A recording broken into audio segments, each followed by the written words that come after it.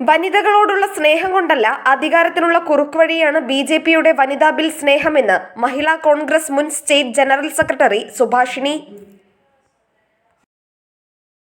India രാജ്യത്ത് വനിതാ bill സംവരണം വരിക, വനിതകളുടെ സംവരണം വരിക എന്നുള്ളത് നമ്മളുടെ എല്ലാവരുടെയും സ്ത്രീകളുടെ വലിയൊരു സ്വപ്നമാണ്. രാജീവ് ഗാന്ധി പഞ്ചായത്ത് രാജ് ബില്ല് പാസ്സാക്കി പഞ്ചായത്തുകളിലെല്ലാം തന്നെ 33% സ്ത്രീ സംവരണം കൊണ്ടുവന്നപ്പോൾ ത്രിതല പഞ്ചായത്തിൽ ഇന്ന് എത്രയോ സ്ത്രീകൾ മത്സരിക്കുകയാണ്. അതേപോലെ നിയമസഭയിലേക്കും ലോകസഭയിലേക്കും മത്സരിക്കാനുള്ള അവസരം സ്ത്രീകൾക്ക് ഇന്ന് നിഷേധിക്കപ്പെട്ടിരിക്കുകയാണ്. വളരെ കുറഞ്ഞ എണ്ണം സ്ത്രീകൾ മാത്രമാണ് മത്സരിക്കുന്നത്. അപ്പോൾ ഈ വനിതാ ബില്ല് നമ്മളുടെ എല്ലാവരുടെയും സ്വപ്നമാണ്. പക്ഷേ മോദിജി ഇന്ന് ഈ പാസ്സാക്കാൻ ഉദ്ദേശിച്ച വനിതാ ബില്ല് ശരിക്കും ഒരു വനിതാ ബില്ലല്ല.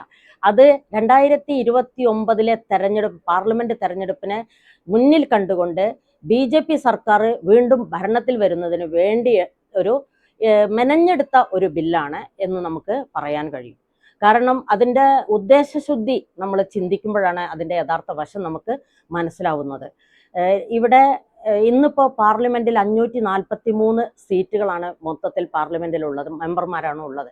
അതിൽ വനിതാ സംവരണം വന്നിരുന്നു എങ്കിൽ നമ്മൾക്ക് ശരിക്ക് 181 വനിതകൾക്ക് പാർലമെന്റിൽ അംഗങ്ങളായി വരാമായിരുന്നു. ആ ബില്ല് 2023 സെപ്റ്റംബർ മാസം 23 പാസ്സാക്കാൻ പാർലമെന്റിലെ രാഷ്ട്രപതി വരെ ഒപ്പുവെച്ച ബില്ല് മാറ്റിവെച്ച് നോട്ടിഫിക്കേഷൻ ആവാതെ ഇത്രയും കാലം കിടന്ന് ഇന്നലകളിലാണ് അത് നോട്ടിഫിക്കേഷൻ വരുന്നത്.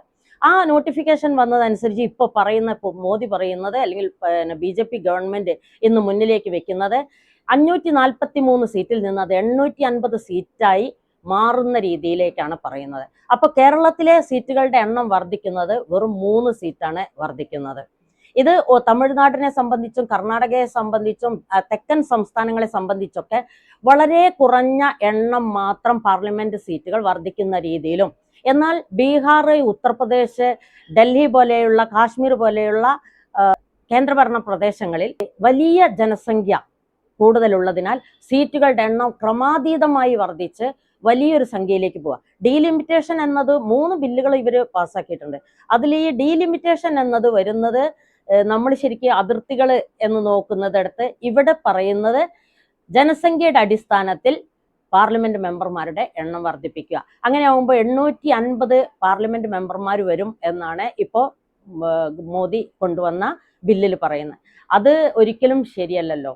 അങ്ങനെയാവുമ്പോൾ തെക്കൻ സംസ്ഥാനങ്ങൾക്ക് ഇവിടെ ആകെ വളരെ കുറഞ്ഞ അനുപാതത്തിൽ മാത്രമേ സീറ്റുകളുടെ എണ്ണം വർദ്ധിക്കുന്നുള്ളൂ.